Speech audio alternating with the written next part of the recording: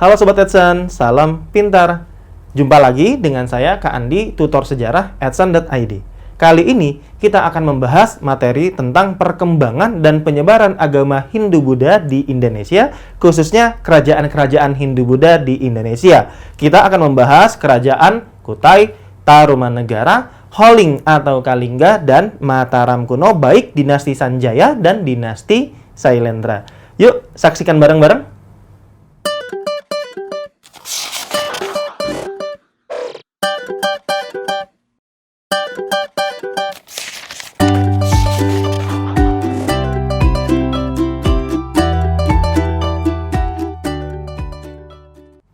Nah, Sobat Edson, kali ini kita akan membahas perkembangan dan penyebaran agama Hindu-Buddha di Indonesia, khususnya mengenai kerajaan-kerajaan Hindu dan Buddha yang ada di Indonesia. Sebelumnya, kita sudah membahas tentang teori masuknya ajaran agama Hindu-Buddha di Indonesia, kemudian berita asing yang menginformasikan ajaran agama Hindu-Buddha di Indonesia, serta pengaruh dan peninggalan ajaran agama Hindu-Buddha di Indonesia. Yang akan kita bahas kali ini adalah Kerajaan Kutai, kemudian Kerajaan Tarumanegara, kemudian Kerajaan Holling, serta Kerajaan Mataram kuno. Baik Mataram kuno saat dipimpin oleh dinasti Sanjaya maupun Mataram kuno yang dipimpin oleh dinasti Sailendra. Oke, yang pertama akan kita bahas adalah tentang Kerajaan Kutai. Di mana sih sebenarnya letak dari Kerajaan Kutai ini? Kerajaan Kutai berdasarkan penemuan-penemuan prasastinya diyakini terletak di tepi Sungai Mahakam. Di mana tepi Sungai Mahakam ini letaknya berada di wilayah Provinsi Kalimantan Timur, begitu. Jadi diingat bahwa Kerajaan Kutai merupakan kerajaan yang terletak di wilayah Kalimantan Timur.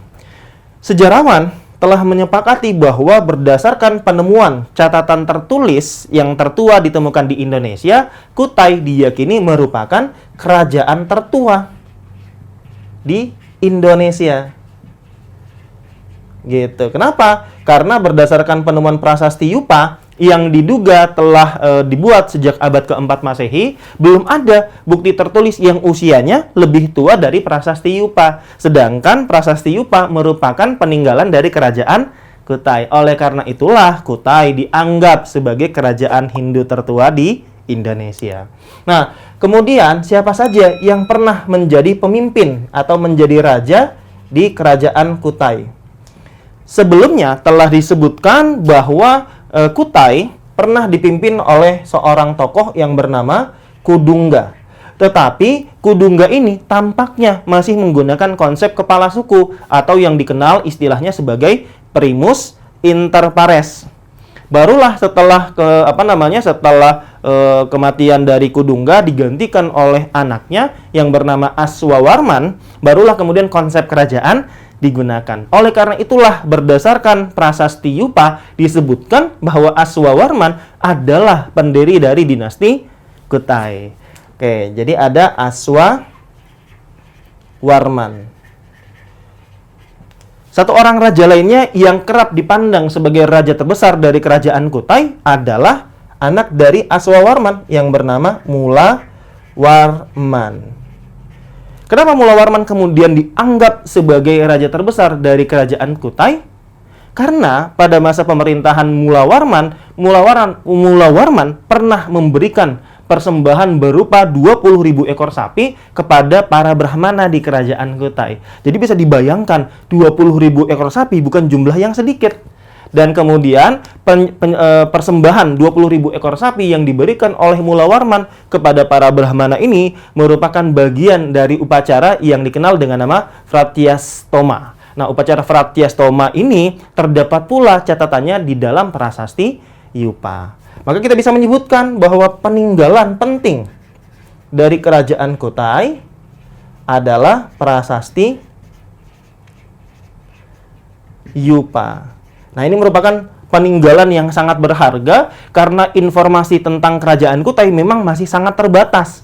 Dengan adanya penemuan prasasti Yupa, maka sejarah mengenai kerajaan Kutai dapat digali sedikit demi sedikit. Setidaknya dua informasi penting dari penemuan prasasti Yupa adalah: satu, pendiri dinasti dari kerajaan Kutai adalah Aswawarman dan dilaksanakan upacara Fratyastoma pada masa kerajaan Kutai dipimpin oleh Mulawarman.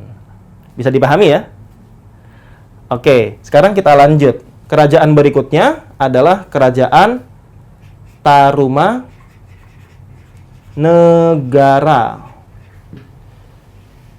Kerajaan Tarumanegara ini berdasarkan catatan Fahsin dikenal sebagai kerajaan Tolomo.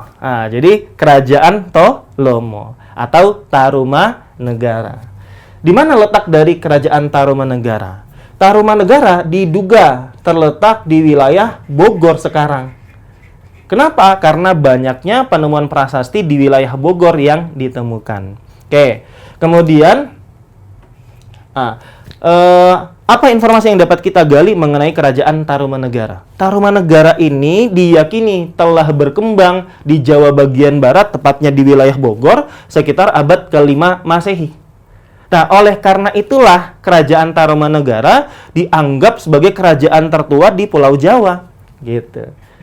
Jadi, kerajaan Tarumanegara dianggap sebagai kerajaan tertua di Pulau Jawa. Oke, kemudian siapa yang dianggap sebagai pemimpin atau raja dari kerajaan Tarumanegara? Satu nama yang sangat dikenal dari kerajaan Tarumanegara adalah raja yang bernama Purnawarman. Purnawarman diduga merupakan seorang raja yang bijak. Kenapa? Karena Purnawarman kemudian dianggap sebagai titisan dari Dewa Wisnu, begitu. Nah, kita bisa melihat kemudian apa saja peninggalan-peninggalan yang berasal dari kerajaan Tarumanegara. Peninggalan Tarumanegara adalah berbentuk prasasti. Jadi banyak sekali kemudian prasasti-prasasti yang diduga berasal dari kerajaan Tarumanegara. Di antaranya adalah prasasti Ciaruten. Di mana prasasti Ciaruten ini menggambarkan telapak kaki Purnawarman yang dianggap merupakan titisan dari Dewa Wisnu. Kemudian ada prasasti Kebon Kopi, di mana dalam prasasti Kebon Kopi ini ditemukan telapak kaki gajah Purnawarman yang dianggap gajah Airawata yang dikendarai oleh Dewa Wisnu. Berarti di sini terlihat adanya konsep dewa raja. Raja dianggap sebagai titisan dari para dewa. Kemudian prasasti berikutnya yang dapat disebutkan adalah prasasti Tugu. Prasasti Tugu ini menjadi sangat penting untuk menginformasikan bahwa masyarakat Tarumanegara hidup dengan pola agraris. Karena dalam prasasti Tugu ditemukan kenyataan perintah yang diberikan oleh Purnawarman kepada rakyat Tarumanegara untuk menggali sebuah saluran yang kemudian dikenal dengan nama saluran Gomati sepanjang 6.122 tombak atau sepanjang sekitar 12 km. Nah, untuk apa? Untuk pengairan sawah di kerajaan Tarumanegara. Kemudian ada pula prasasti Lebak. Kemudian ada prasasti Pasir Awi dan prasasti Jambu. Ini semua merupakan peninggalan dari kerajaan Tarumanegara. Bisa dipahami ya? Oke, berikutnya kita lanjut. Kerajaan Holing. Atau yang juga sering disebut sebagai kerajaan Kalingga. Letaknya berada di wilayah Jawa Tengah. Letaknya berada di wilayah Jawa Tengah. Seorang raja yang dikenal sebagai pemimpin sangat adil dari kerajaan Holing adalah seorang raja yang bernama Ratu Sima. Kemudian peninggalan dari kerajaan Holing adalah sebuah prasasti yang kemudian dikenal dengan nama Prasasti Tukmas. Informasi mengenai kerajaan Holling atau Kalingga sendiri dapat kita ketahui berdasarkan catatan dari seorang pendeta Cina yang bernama Itzing yang mengisahkan perjalanan seorang pendeta Cina lainnya ke wilayah Holling atau Kalingga yang bernama Huining. Nah, dari sini kemudian dapat diketahui bahwa kerajaan Holling atau kerajaan Kalingga ini merupakan kerajaan yang bercorak Buddha. Berbeda dengan dua kerajaan yang sudah dijelaskan sebelumnya, yaitu Kutai dan Tarumanegara, di mana Kutai ini merupakan kerajaan yang bercorak Hindu, sama seperti Tarumanegara yang juga bercorak Hindu. Bisa dipahami ya? Oke. Sudah kita bahas tentang Kutai, kita juga sudah membahas tentang Tarumanegara dan Holling atau Kalingga. Berikutnya kita akan membahas satu kerajaan besar yang pernah berjaya di tengah Pulau Jawa yang kemudian dikenal sebagai Mataram kuno. Mataram kuno memiliki begitu banyak peninggalan berupa bangunan candi. Nanti kita akan bahas bersama-sama. Berikutnya Mataram kuno. Diketahui bahwa Mataram kuno ini pernah dipimpin oleh dua dinasti berbeda, ya, yaitu dinasti Sanjaya yang bercorak Hindu dan dinasti Sailendra yang bercorak Buddha. Di mana sih sebenarnya letak dari Mataram kuno? Letak dari Mataram kuno ada di wilayah Jawa Tengah. Jadi kalau teman-teman kemudian berwisata begitu ya, jalan-jalan ke wilayah Jawa Tengah, mulai dari Dieng, kemudian sampai ke Magelang, kemudian ke Yogyakarta, ke Klaten, teman-teman pasti akan menemukan adanya candi-candi yang merupakan bagian dari peninggalan dari kerajaan Mataram kuno. Nah, sekarang kita lihat. Letaknya berarti ada di wilayah Jawa Tengah. Kemudian, siapa yang pernah memimpin atau berkuasa di wilayah Mataram kuno? Sobat Edson harus memahami bahwa Mataram kuno adalah sebuah kerajaan yang pernah dipimpin oleh dua dinasti yang berbeda corak. Oleh karena itu, kita bisa melihat pemimpin dari Mataram kuno berdasarkan dinastinya. Yang pertama, dinasti Sanjaya. Nah, dinasti Sanjaya ini nanti berturut-turut ya menghasilkan pemimpin Mataram kuno, di antaranya Sanjaya itu sendiri, kemudian Rakai Pikatan, kemudian Dyah Balitung, dan Dyah Wawa.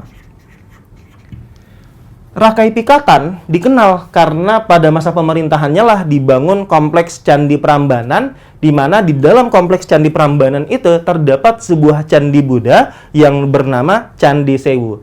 Kenapa bisa ada Candi Sewu yang merupakan candi bercorak Buddha di dalam kompleks Candi Prambanan yang bercorak Hindu?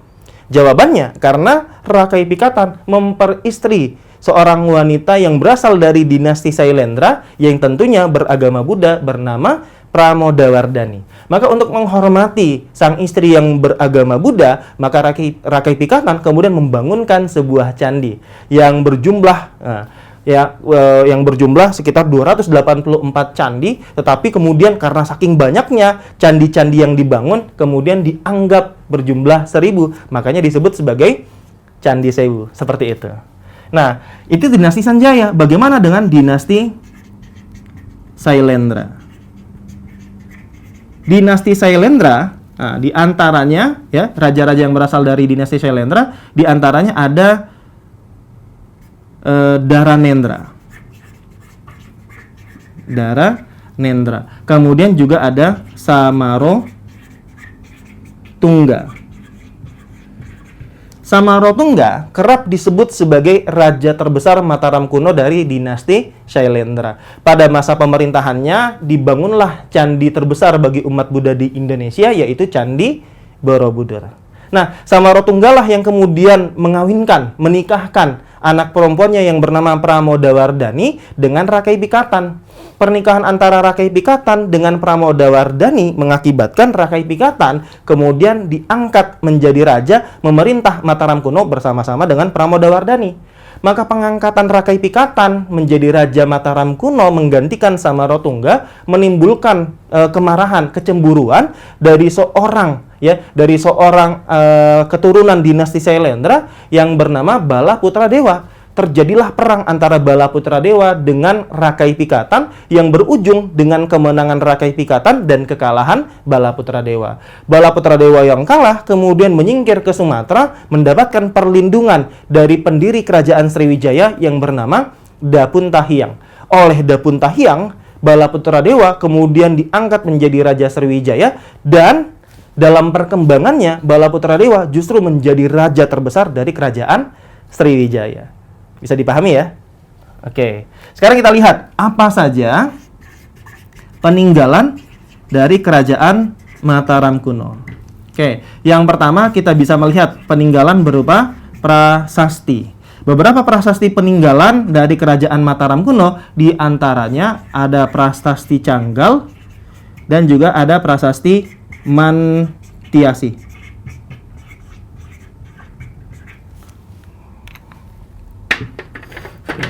Jadi ada prasasti Canggal dan juga prasasti Mantiasi. Selain itu ada bangunan berupa candi. Nah, dapat kita sebutkan ya, candi-candi peninggalan Mataram kuno berdasarkan corak agamanya.